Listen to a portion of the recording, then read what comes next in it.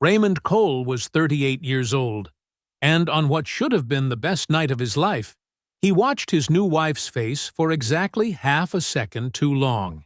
He was a self-made architect from Memphis, 12 years of pre-dawn mornings, a one-bedroom apartment he lived in for 6 years straight, an investment property he quietly built from nothing. He had given Camille an 18-month engagement, a $40,000 wedding, and his complete, unconditional trust. Then she reached across him at the head table, and a full glass of red wine poured down the front of his white tuxedo shirt. The room gasped. Camille's face performed horror, but Raymond saw the half-second before the performance started. Cold, satisfied, deliberate. What she didn't know, what she couldn't have known, was that Raymond Cole had come to his own wedding with a document already folded in his inside pocket. The one pocket the wine didn't touch. And what he did next, in front of 200 people, would be only the beginning. Before we jump into the story, comment where in the world you are watching from, and subscribe, because tomorrow's story is one you need to hear. Raymond Cole stood before the mirror in the reception hall's private dressing room, smoothing his perfectly pressed white tuxedo shirt. His reflection showed a man who had built everything slowly, carefully, and completely on his own terms. At 38, he finally allowed himself to feel what he'd been working toward all these years: genuine happiness. His fingers traced the fine cotton fabric, remembering the scratchy polyester uniforms he'd worn during high school jobs in Memphis. Back then, home had been a small house where his parents discussed bills at the dinner table, not as something to plan for, but as immediate concerns that needed solving. Those conversations had shaped him more than any formal education ever could. The drafting certificate that brought him to Atlanta at 26 hadn't been much, just enough to get his foot in the door at a mid-sized architectural firm. But Raymond understood foundations, both literal and metaphorical. He'd lived in that one-bedroom apartment for 6 years, working late at the drafting table, taking on every extra project offered. While others his age chased quick success, he kept his head down and saved. His investment property, acquired at 34, wasn't impressive by Atlanta standards, a modest 3-unit building in an up-and-coming neighborhood. But it represented something more important than square footage. It was proof that a man could build security from nothing if he moved slowly enough and checked every measurement twice. Raymond adjusted his bow tie, thinking about the charity gala where he'd met Camille 18 months ago. She'd been working the room with natural grace, her laugh carrying across the space, making everyone feel like they were part of some wonderful shared secret. When she'd turned that warmth toward him, it had felt earned somehow, like she'd recognized something in him that others missed. Their engagement wasn't rushed by any standard, but it had a momentum that surprised him. Camille moved through social situations with an ease Raymond had never mastered, turning every gathering into an opportunity for connection. She knew which wines to order, which stories to tell, how to make even awkward silences feel comfortable. A slight frown crossed his face as he remembered the rehearsal dinner last night. He'd seen Camille pull Tobias aside, their heads close together, her voice dropping to nothing when Raymond approached. The conversation had died so abruptly, it felt deliberate. He'd filed that moment away without examining it too closely. Tonight wasn't the night for doubts, just like he'd filed away how Camille had mentioned life insurance twice in the past month, framing it as responsible planning. Something about her tone hadn't quite matched the casual nature of the suggestion, but he'd let that slide, too. Raymond straightened his cuffs one final time. The ceremony had been perfect, traditional without being stuffy, intimate despite the 200 guests. Now the reception was in full swing. He could hear the muted sounds of celebration through the dressing room door. Clinking glasses, warm laughter, the kind of genuine joy that can't be manufactured. The toasts had all landed perfectly. His best man had struck exactly the right balance between humor and sincerity. Camille's father had spoken with quiet dignity about welcoming Raymond to the family. Even Aunt Dorothy, who usually kept her thoughts to herself, had offered a brief but heartfelt blessing. Their first dance had felt natural. Despite Raymond's usual reserve about being the center of attention, Camille had led subtly, making it look like he was the one guiding them across the floor. The photographer had caught every moment, though Raymond hardly noticed the camera.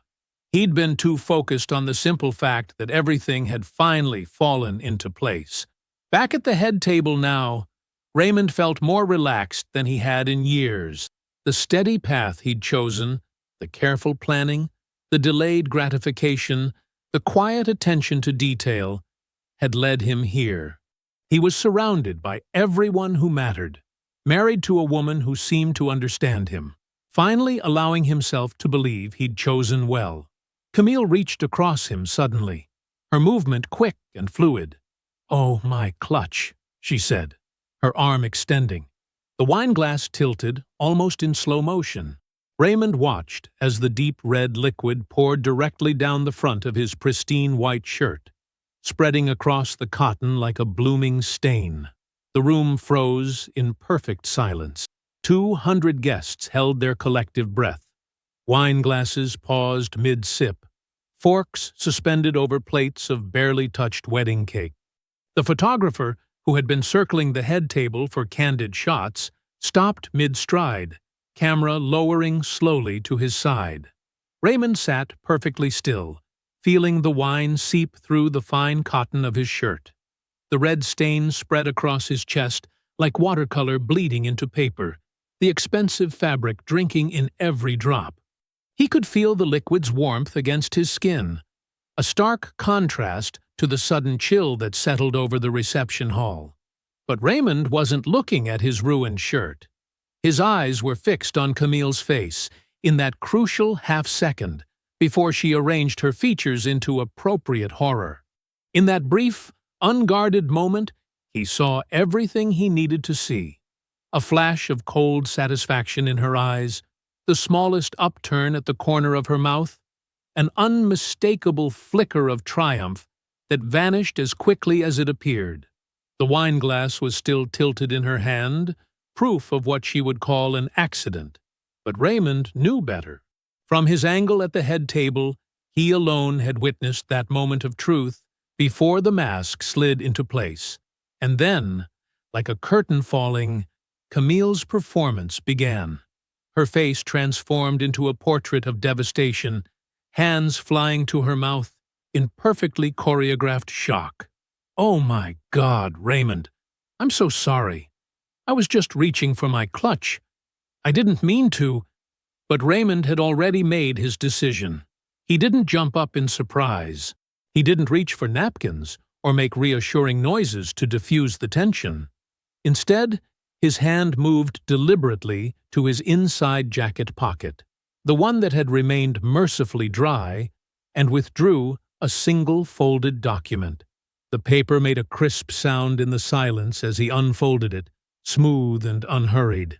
He placed it face up on the white tablecloth, positioning it carefully so everyone at the head table could see it clearly. His best man, Aunt Dorothy, Camille's parents, the entire wedding party. The bank statement's official letterhead seemed to glow under the reception hall's chandeliers.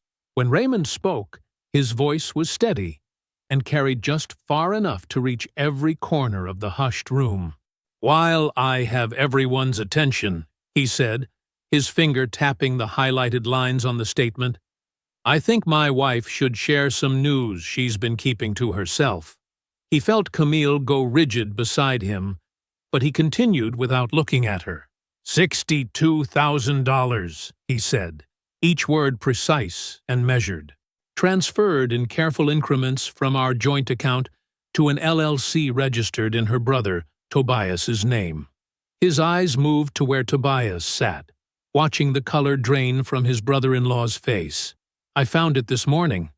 I've been waiting for the right moment to bring it up." Raymond smoothed an imaginary wrinkle from the document, his wine-soaked shirt forgotten. Turns out, she gave it to me. The silence in the room deepened, if that was possible. It was the kind of silence that had weight and substance, the kind that pressed against eardrums and made people afraid to breathe. Every eye in the reception hall fixed on the paper lying on the white tablecloth, its highlighted numbers glowing like neon under the warm lighting. The wedding party sat frozen, champagne flutes untouched before them. Aunt Dorothy's face remained perfectly composed, but her hands gripped her napkin with white-knuckled intensity. Camille's father leaned forward slightly, his eyes moving between the document and his daughter's face, something shifting in his expression as understanding began to dawn. The photographer's camera hung forgotten at his side, but this was a moment no one in the room would need help remembering. 200 guests, the collected friends and family who had gathered to celebrate love and commitment, sat in absolute stillness as the implications of those highlighted numbers sank in. The only sound in the vast reception hall was the soft clink of Camille's wine glass as she set it down on the table, her hand trembling just enough to make the crystal ring against the wood. Camille recovered first, her voice cutting through the silence with practiced precision. "Raymond, this is ridiculous. I don't know what you think you found, but you're completely misunderstanding." She turned to her parents, eyes wide with manufactured innocence. "Daddy, this is just a misunderstanding. Those transfers were for wedding expenses, vendors who needed deposits." Gerald Warren, who had worked 30 years at the Savannah plant to pay for this very wedding, rose slowly from his seat. His weathered face held the particular gravity of a man who had built his life on honest labor and was watching something essential crumble before him. "Son," he said, looking past Camille to where Tobias sat. "What is he talking about?" Tobias opened his mouth, closed it, then seemed to shrink in his chair. His face told the story before he could find words. Guilt, fear, and the desperate wish to be anywhere else written across his features in neon. Gloria Warren, Camille's mother, sank into her chair as if her bones had suddenly lost their strength. Her hand found the edge of the table, gripping it like an anchor. "This is insane!" Camille's voice rose slightly, the first crack in her composure showing. She stood, wine-splashed tablecloth forgotten, and turned to address the stunned guests. "Everyone, I am so sorry you're witnessing this. Raymond's been under so much stress with work. And clearly, that's not what this is," Raymond said quietly, his finger still resting on the highlighted numbers. "And you know it." Camille's laugh held a brittle edge. "I can explain everything. The LLC is for a business venture Tobias and I were planning. A surprise, actually, for after the honeymoon. If you'd just let me—" "Camille!" Aunt Dorothy's voice cut through the room like a steel blade. Though she hadn't raised it above conversation level. She hadn't moved, hadn't changed expression, but something in her tone made everyone at the head table go still. "Sit down and tell the truth, or go home. Those are the only two options left in this room." The silence that followed felt like pressure against eardrums. Camille looked around the room, searching for a friendly face, an opening, anyone who would give her the oxygen she needed to keep the performance alive. But 200 pairs of eyes stared back, and in each one she saw the same calculation happening, the same math working itself out. Without another word, Camille turned and walked out of the reception hall, her heels clicking against the marble floor in perfect rhythm. Gerald Warren stood, straightened his tie with dignity, and followed, not to comfort his daughter, but to intercept Tobias, who had tried to slip out a side door. The reception dissolved gradually after that. Guests approached the head table in ones and twos, murmuring condolences that Raymond accepted with quiet grace. He stood, shook hands, thanked people for coming. When the catering staff began clearing tables, he thanked each of them by name, Maria, James, Antonio, and apologized for the evening ending early. Hours later, when the hall had emptied except for a few close friends and Aunt Dorothy, Raymond sat alone at the head table, the wine on his shirt now dried to a dark stain. He pulled out his phone and typed 3 words to Priya Nair. "I need receipts." The message sent with a soft whoosh. Raymond stood, gathered the bank statement from the table, and walked to his car alone. In the parking lot, sodium lights cast everything in harsh yellow shadows. Raymond sat behind the wheel of his car, not yet turning the key. His hands rested lightly on the steering wheel as he stared straight ahead, not seeing the lot, but seeing instead that half-second replay, that moment when Camille's mask had slipped and shown him everything he needed to know. He wasn't grieving.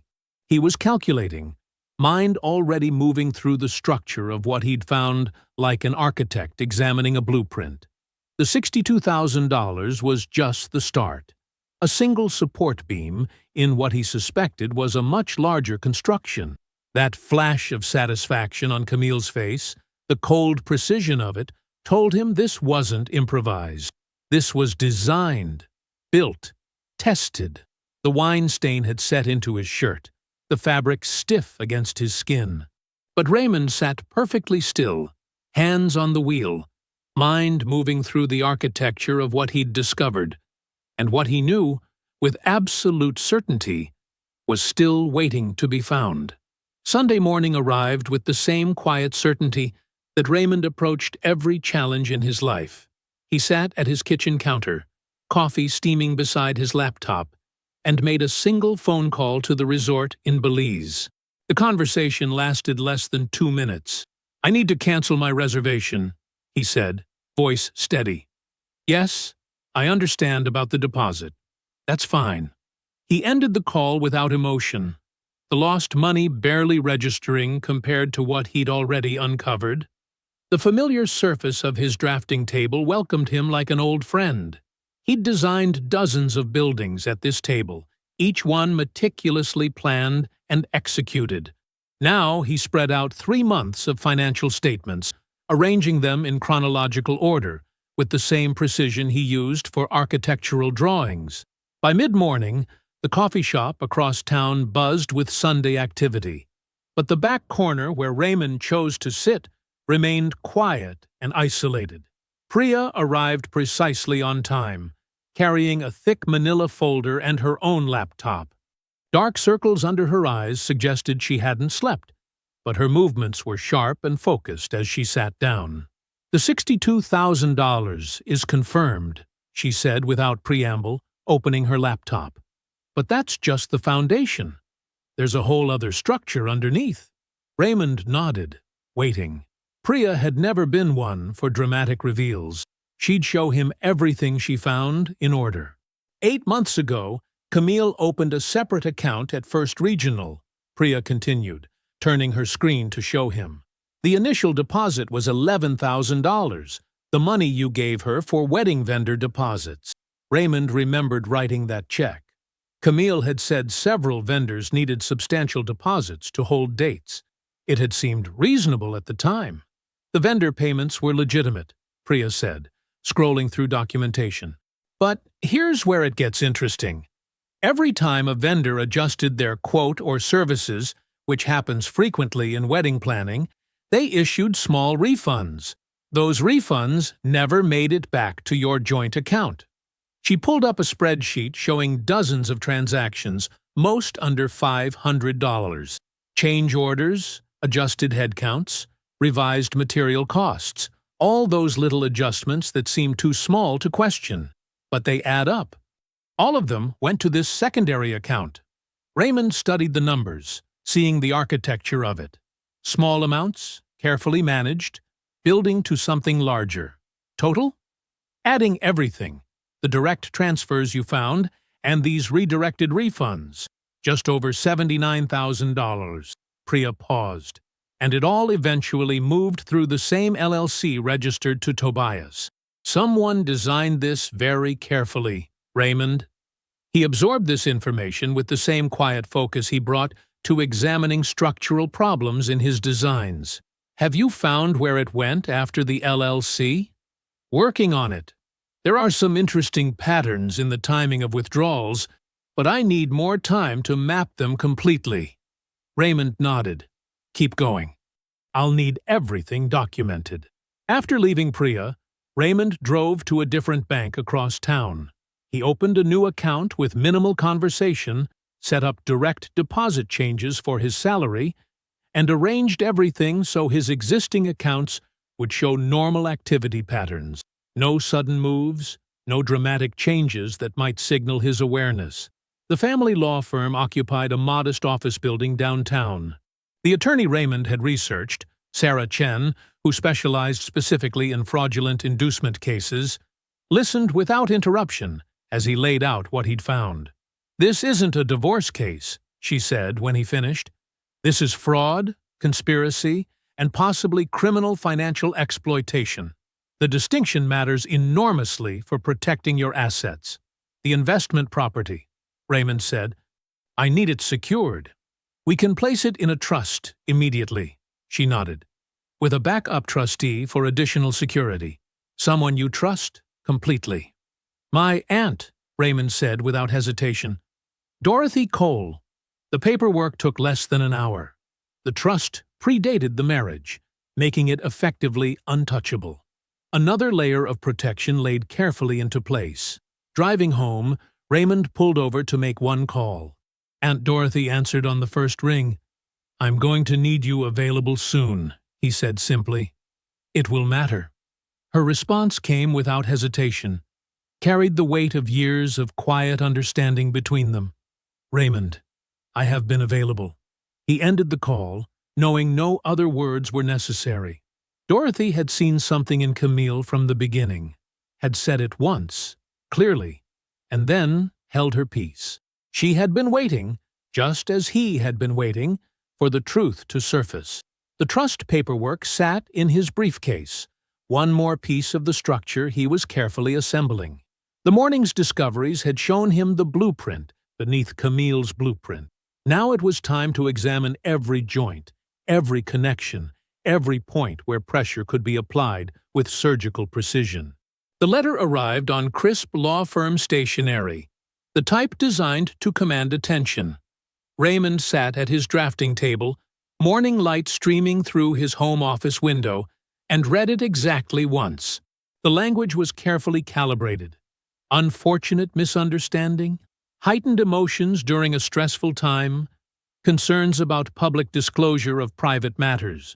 The suggestion of mediation came wrapped in subtle implications about Raymond's conduct at the reception, positioning Camille as the reasonable party seeking resolution while hinting at potential legal exposure for his action. Raymond folded the letter precisely along its creases and set it aside. He recognized the probe for what it was, a test to see if he could be managed through official channels, intimidated by legal letterhead, or pushed toward a quick settlement to avoid complications. He picked up his phone and called Camille directly. When she answered, he kept his voice warm, touched with just enough uncertainty to seem genuine. "I got the letter from your attorney," he said, "but I'd rather talk to you directly first. Can we meet somewhere neutral? Just to talk?" The pause on her end lasted exactly 3 seconds. "I suppose that would be fine," Camille replied, her own voice modulated to match his tone. "The Watershed Cafe downtown? Tomorrow at noon?" "Perfect," Raymond said, allowing a hint of relief to color the word. The Watershed occupied the ground floor of a renovated textile mill, all exposed brick and industrial windows. Raymond arrived 15 minutes early and chose a table with good sight lines but away from other diners. He watched Camille enter. Designer handbag, carefully casual outfit that probably cost more than most people's monthly rent. Hair arranged to look effortlessly perfect. She approached the table with the slight hesitation of someone who wanted to be seen hesitating. Raymond stood, pulled out her chair, and gave her exactly the kind of smile she would expect from a man hoping to reconcile. "Thank you for meeting me," he said, sitting back down. "Of course," she replied, arranging herself carefully. "This situation, it's all gotten so complicated. I never wanted that." Raymond nodded, letting concern show on his face. I know. Things moved very fast that night. They ordered. She chose a salad she would barely touch. He got the soup of the day. As their drinks arrived, Camille began testing the waters. I've been thinking about the property on Highland Avenue, she said, naming the investment property with careful casualness. From a legal standpoint, we should probably discuss how that fits into everything. Raymond made a non-committal sound, taking a sip of water. And the joint account situation, she continued, watching his face. Surely we can handle that privately between us. Lawyers just complicate things, make everything more adversarial than it needs to be. Her hand moved slightly toward his across the table, not reaching, just suggesting the possibility of reaching. Her eyes held exactly the right mixture of hope and vulnerability. Raymond had watched her perform this calibration with others before, at charity events and dinner parties. He had always admired her social grace. Now he saw the machinery behind it, precise as any architectural support system. Maybe you're right, he said softly, about the lawyers complicating things. She smiled. A perfect smile, exactly the right width and warmth. I knew you'd understand. We can work through this together, find a reasonable solution. Their food arrived. She moved the salad around her plate while talking about stress and misunderstandings and how sometimes things just need time to settle. The investment property came up again, this time more directly. Not once did she say, "I'm sorry." Raymond nodded at appropriate intervals, offered gentle responses, and let her believe she was rebuilding the bridge she needed.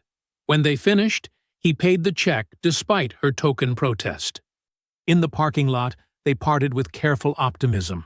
Raymond waited until her car disappeared around the corner before taking out his phone and opening his voice memo app. Meeting with Camille Warren Cole, Watershed Cafe, Tuesday 12:15 p.m. to 1:45 p.m., he dictated clearly. Investment property mentioned twice. First reference casual at 12:30. Second reference direct at 1:15. Joint account raised at 12:35. No apology offered. Suggested handling matters privately 4 separate times. Specific phrases to note. He continued speaking, capturing every significant statement, every careful implication, every probe for vulnerability. When finished, he time-stamped the memo and sent it directly to Priya. Sitting in his car, engine still off, Raymond noted that Camille had mentioned the investment property twice in 90 minutes, once casually, once directly. She was still running the same play, still working the same angles. He let her. Raymond sat at his kitchen table reviewing building permits when his phone buzzed. Priya's name lit up the screen. "There's someone else," she said, without preamble. "Someone above Tobias. You need to hear this." Raymond set down his pen. "I'm listening." "The LLC's registered agent. It's laundered through a consulting firm called Meridian Solutions. Generic name, Buckhead address, but I kept pulling threads." Her voice held the focused energy he recognized from their biggest projects. The consulting firm traces back to Councilman Arthur Reeves. Raymond leaned back in his chair, letting the name settle. Arthur Reeves, 3-term city councilman, frequent face at community development meetings, known for working-class advocacy and progressive housing initiatives. "That's not all," Priya continued. "I cross-referenced civil records, hotel receipts, shared financial instruments. Camille and Reeves have a relationship going back at least 3 years before you met her. Regular meetings at the Whitley Hotel, joint accounts hidden under his wife's name as a pass-through." "His wife?" Raymond said. "Beverly Reeves." "Yes, and here's where it gets interesting. Beverly has her own attorney now. She's building a case, slowly, carefully, but building it. I reached her through Sarah Chen at the Urban Development Coalition." Raymond remembered Sarah. They'd worked together on the community center project 5 years ago. What did Beverly share? Text exchanges, dozens of them, between Camille and Reeves, spanning 2 years. They're explicit about the arrangement. Reeves needs clean money for his political operations. Camille identifies financially stable targets, gets close enough to access assets, then moves everything through Tobias's LLC. Reeves takes his cut laundered into campaign contributions and consulting fees. Raymond stood, walking to his kitchen window. Outside, the Atlanta skyline caught the evening light. "You said I wasn't the first." "No. I found a contractor in Charlotte, Dwayne Fields. Lost $60,000 2 years ago when Camille disappeared without explanation. Same pattern, relationship, joint accounts, gradual extraction. He filed a police report but couldn't prove criminal intent. The money looked like legitimate transfers he'd authorized." Raymond watched a plane cross between buildings. "You found his number?" "Already sent it to you, along with scans of everything. The LLC filings, hotel records, Beverly's texts. It's all there." "Thank you, Priya." "Raymond." Her voice softened slightly. "This is bigger than a marriage fraud. This is systematic, political." "I know." He turned from the window. "Send me everything you have on the consulting firm, too. Every filing, every connection." "Already did. Check your email." After hanging up, Raymond sat in his darkening kitchen for a long time. The pieces aligned with architectural precision. Reeves's carefully maintained distance, Camille's practiced performance, Tobias's nervous compliance, a system built on the assumption that targets would be too embarrassed to fight back, too isolated to connect the dots. He thought about the investment property, how carefully Camille had circled it in conversation, how she'd mentioned it twice at lunch. Not just seeking assets now, but specific assets, clean assets that could be converted through legitimate channels. He opened his phone and found Dwayne Fields' number in Priya's email, a Charlotte area code, a contractor who'd rebuilt his life quietly, who'd blamed himself for trusting the wrong person. Raymond touched the number. It rang once, twice. "Hello?" A deep voice, steady despite the late hour. "Mr. Fields, my name is Raymond Cole." He paused, choosing his words with care.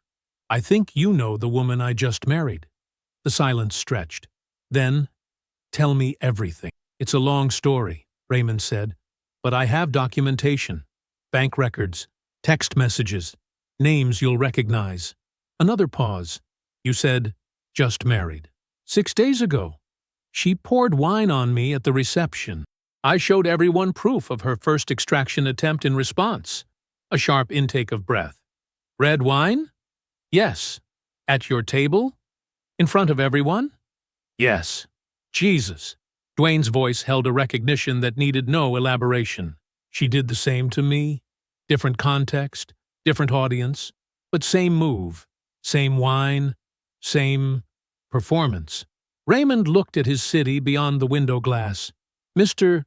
Fields, I have a family law attorney specializing in fraudulent inducement of marriage. I have a paralegal who can find anything on paper. And I have a name you need to hear. Councilman Arthur Reeves." The silence on the line took on a different quality. Alert. Focused. "Tell me," Dwayne Fields said again. Raymond and Dwayne talked through the midnight hours. Two men separated by state lines, but connected by the same betrayal, methodically assembling the complete picture for the first time. "I couldn't understand why she left so suddenly," Dwayne said, his voice carrying the weight of 2 years' confusion. "One day we were discussing house plans. The next, complete silence. I kept thinking I must have done something wrong." "You didn't," Raymond said quietly. "It was always going to end that way. The only variable was timing." They went through everything chronologically. Dwayne, a contractor who'd built his business on attention to detail, had maintained records with professional precision, bank statements documenting every transfer, screenshots of text exchanges saved because something in his gut told him to keep them, a personal timeline he'd written in the months after she disappeared, trying to make sense of what happened. "The voicemail," Dwayne said, "that's what you need to hear." There was a rustling sound, then an audio file arrived in Raymond's email. Camille's voice filled his kitchen. "Baby, We need to move a little faster on the property transfer. There's someone who needs to see a return before end of Q3, and I promised we'd deliver. Call me back." "When was this?" Raymond asked, though he already knew. "September 2021. 2 weeks before she disappeared. I didn't understand what she meant about returns or Q3. I'm a contractor, not an investor. But you said the name Reeves, and suddenly, it fits," Raymond finished. His campaign finance reports would have been due that October.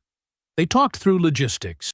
Dwayne would sign a notarized affidavit first thing tomorrow. He would ship Raymond his original records while keeping copies secured with his own attorney. Not out of heroism, but out of the shared understanding that their interests aligned perfectly. "She took $60,000 from me," Dwayne said. "But what really hurts? I spent 2 years thinking I wasn't good enough. That's what I want back more than the money." After hanging up, Raymond began assembling the complete case package. He spread everything across his kitchen table with architectural precision. The original account transfers that had sparked his discovery, documentation of Camille's secondary account, the LLC filings linking to Reeves through the consulting firm, Dwayne's incoming affidavit, Beverly's damning text exchanges, and the voice memo from his restaurant meeting with Camille. He photographed every document, created digital backups, organized everything chronologically with tabs and annotations. His family law attorney had cleared her morning schedule to review it all. But there was one more move to make. Raymond created a separate sealed packet focused solely on the political angle. Reeves's money laundering through the consulting firm, the campaign contribution patterns, the hotel records showing his meetings with Camille. He drove downtown to the offices of the Atlanta Daily Record and asked for Sarah Chen. Sarah came to the lobby quickly, the same sharp-eyed reporter who'd covered his firm's community center project 5 years ago.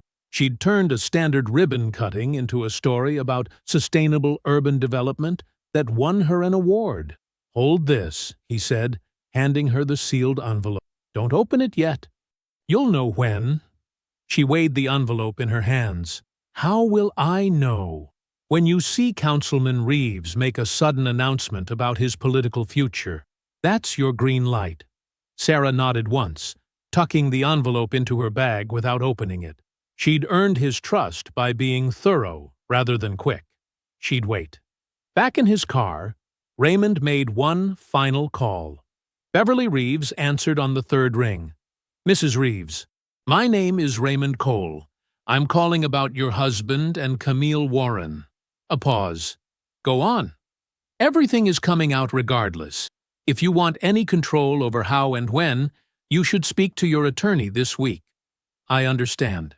Her voice was steady. "Thank you for the courtesy of this call." She hung up. Raymond's phone buzzed 40 minutes later. A news alert that Beverly Reeves had scheduled an emergency meeting with her divorce attorney that afternoon. That evening, Raymond sat alone at his kitchen table. The documents were stacked and ordered with architectural precision. Every person was positioned exactly where they needed to be. He opened his calendar and blocked out Saturday morning. Camille, Tobias, Gerald Warren all in one room, his attorney on standby. The complete truth finally spoken aloud. He closed his laptop. For the first time since the wine had soaked through his shirt, he felt the specific peace of a man who had checked every calculation twice and found nothing missing. That night, he slept without waking once. Raymond woke at 4:47 a.m., 15 minutes before his alarm. He lay still for a moment, absorbing the quiet of his house, then rose without hesitation. The coffee maker hummed to life under his hands. The same routine he'd followed every morning for a decade, the movements so familiar they required no thought. He didn't open his laptop, didn't review a single document. The work of preparation was finished. Now was the time for execution, which for Raymond Cole looked identical to any other morning. He showered, dressed in a crisp white shirt and charcoal suit, chosen deliberately for its contrast to the wine-stained tuxedo, and ate a light breakfast at his kitchen counter. The morning light gradually filled his dining room, where the documents sat in their ordered stacks, untouched since last night. At 8:30, he arranged 4 chairs in his living room, 2 facing 2, with the coffee table between them. He placed a legal pad and pen precisely in the center. The setup reminded him of client meetings at the firm, reviewing architectural plans before breaking ground. In a way, this wasn't so different. He was about to show people exactly what had been built beneath their feet. Aunt Dorothy arrived at 8:45, wearing her good hat and carrying herself with the particular dignity of a woman who had seen this coming and waited patiently for others to catch up. She didn't ask questions, didn't need explanation. She simply sat in one of the chairs, folded her hands in her lap, and settled in to witness. "Coffee?" Raymond offered. "Already had mine," she said simply. The quiet between them was comfortable, the understanding of 2 people who had always communicated more through presence than words. At precisely 9:00, Gerald Warren's car pulled into the driveway. Raymond watched through the window as the older man sat for a moment, gathering himself before emerging. His clothes were perfectly pressed, but his face carried the weight of sleepless nights. Raymond opened the door before Gerald could knock. They shook hands, a firm grip between men who understood manual labor's worth. Gerald's eyes carried resignation mixed with something harder to name. He took the chair across from Dorothy without speaking. The minutes ticked by in weighted silence. At 9:12, another car, Tobias, 3 minutes early, summoned by Camille's text about coordinating their position. Raymond knew the exact wording because Camille had forgotten about the shared tablet still synced to his home Wi-Fi. He'd said nothing, simply made sure Tobias would be present. Tobias entered looking nervous, his collar already damp with sweat, despite the mild morning. His step faltered when he saw Gerald and Dorothy. "I thought," he began, then stopped as Raymond gestured to the remaining chair. At 9:27, gravel crunched under tires again. Camille's entrance had always been precisely timed for subtle effect. 3 minutes fashionably late to social events, 5 minutes early to business meetings. Today, she was 12 minutes late, and Raymond recognized it as the first sign her calculations were slipping. She opened the front door without knocking. Still legally her house, too, for the moment. Her practiced smile froze as she registered the full room. Raymond standing by the coffee table, Aunt Dorothy and Gerald Warren seated across from each other, Tobias perched like he was considering flight. For the first time since Raymond had known her, Camille's performance failed to fully engage. The mask slipped for more than just a half second, and everyone saw it. Raymond didn't raise his voice, didn't hurry. He began laying documents on the coffee table with the same methodical precision he used at work, presenting architectural plans to clients. "I'd like to walk through these together," he said calmly. "First, the account transfers from our joint account to Tobias's LLC. He placed the bank statements. Then, the secondary account you opened with the vendor deposit money. Another document joined the first." He continued, each paper placed with deliberate care. LLC registration records showing the Reeves connection, Dwayne Fields's notarized affidavit, Beverly Reeves's text messages, the time-stamped voice memo from their restaurant meeting. His cell phone sat on the table, connected to his attorney on speaker. The room remained absolutely silent as Raymond walked through each piece of evidence, his voice steady and clear. "You have 2 options," he said finally. "Sign the separation agreement I've had prepared, which returns all extracted funds, surrenders any claims to shared assets, and includes a binding non-disparagement clause. Or I file everything by end of day, including the packet currently with the Atlanta Daily Record and the drafted complaint against Councilman Reeves. You have until 6 p.m. to decide." Gerald Warren rose slowly from his chair.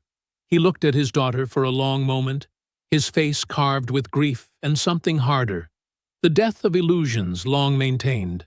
Then he turned to Raymond. "I'm sorry," he said simply. "I mean that."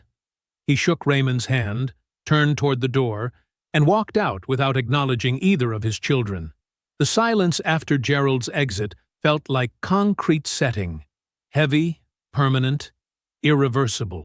Camille remained standing, her designer purse clutched against her side like armor. Tobias stared at his shoes, his breath coming in shallow pulls. Aunt Dorothy sat perfectly still, her presence as solid as the foundation of the house itself. Raymond gathered the documents into two distinct stacks. The first, Tobias's cooperation agreement and acknowledgement of debt, he placed directly in front of Camille's brother. The second, the separation agreement with its clear terms, he positioned at the table's center. "Tobias," Raymond said quietly, "you have a choice to make first." Camille's performance finally engaged fully.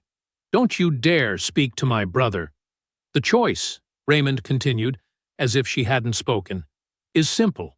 Sign the cooperation agreement, provide a complete written account of the LLC's operation and Councilman Reeves's involvement, and face no criminal charges.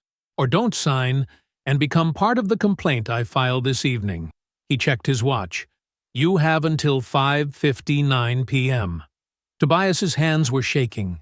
The sheen of sweat at his collar had spread to dark patches under his arms.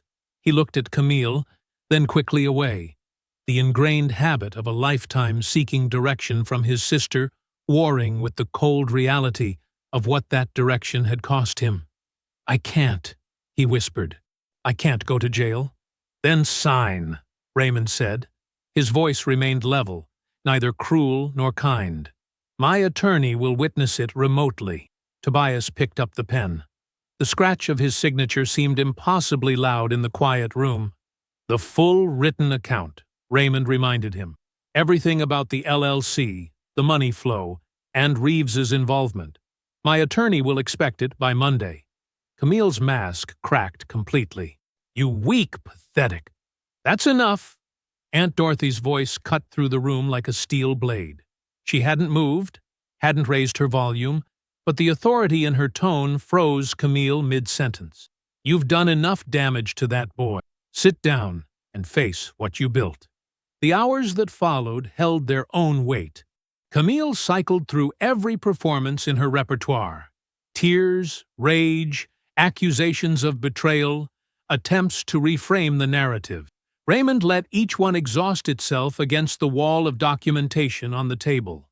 His attorney remained on speaker, calmly addressing each legal challenge Camille raised. At 5:47 p.m., 13 minutes before Raymond's deadline, Camille signed. Raymond waited until his attorney confirmed receipt of both signatures. Then he stood, straightened his tie, and picked up his car keys. "Where are you going?" Camille demanded, her voice thin with strain. "To deliver consequences," Raymond said simply. The community center parking lot was half full when Raymond arrived. He recognized several cars belonging to city council staff members. Inside, Councilman Reeves was presenting plans for a neighborhood development initiative, the same project Raymond's firm had bid on 6 months ago, losing to a less qualified contractor with documented ties to Reeves's office. Raymond stood at the back of the room, watching Reeves work the crowd with practiced charm.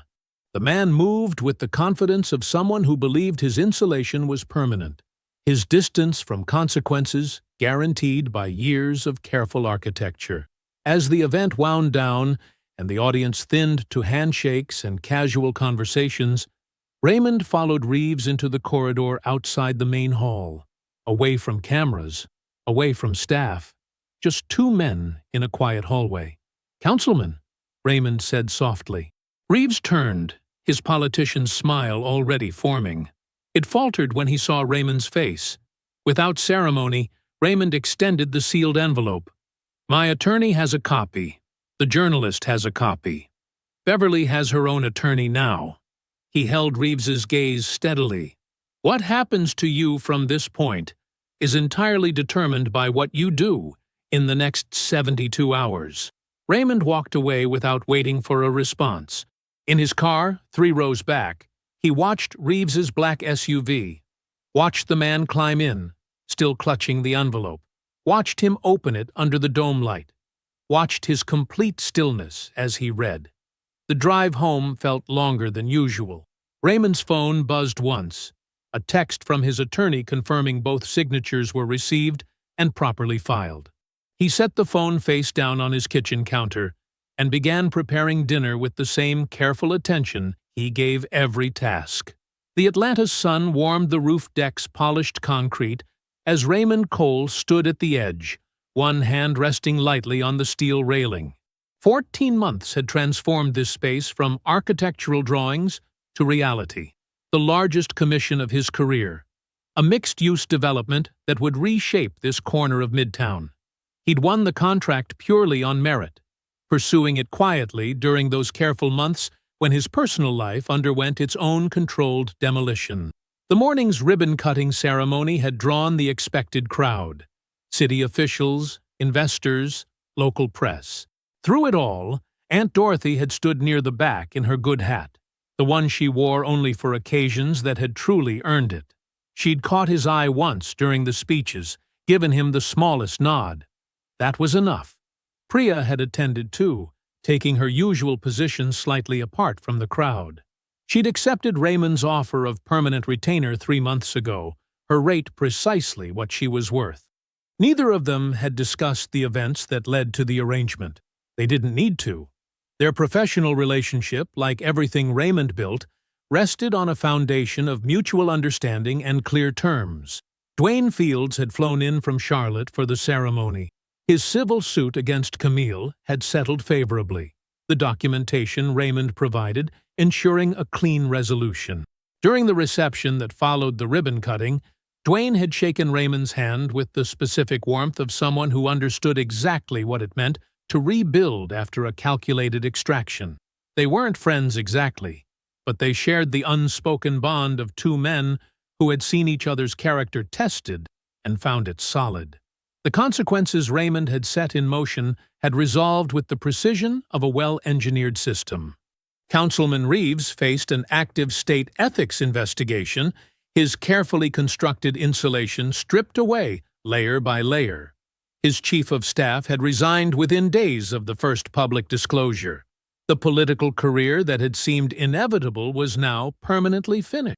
The criminal defense attorney Reeves retained spoke volumes about what still lay ahead. Beverly Reeves's divorce proceedings moved forward exactly as she'd planned. She hadn't attended today's ceremony, but her text message that morning had said everything necessary. "Thank you for the door." Raymond hadn't replied. The gesture was complete without response. Tobias Warren had found work at a logistics company in Macon. Steady employment, far from Atlanta's civic circles. His cooperation had bought him a chance he hadn't earned and might not use well. Raymond didn't waste time wondering about it. Tobias was a footnote, not a chapter. Gloria Warren had withdrawn from every social circle she'd once inhabited, retreating to her suburban house as the public record reshaped the world around her.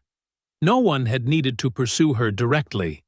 The truth had done that work on its own, transforming comfortable spaces into uncomfortable ones without a single word being spoken.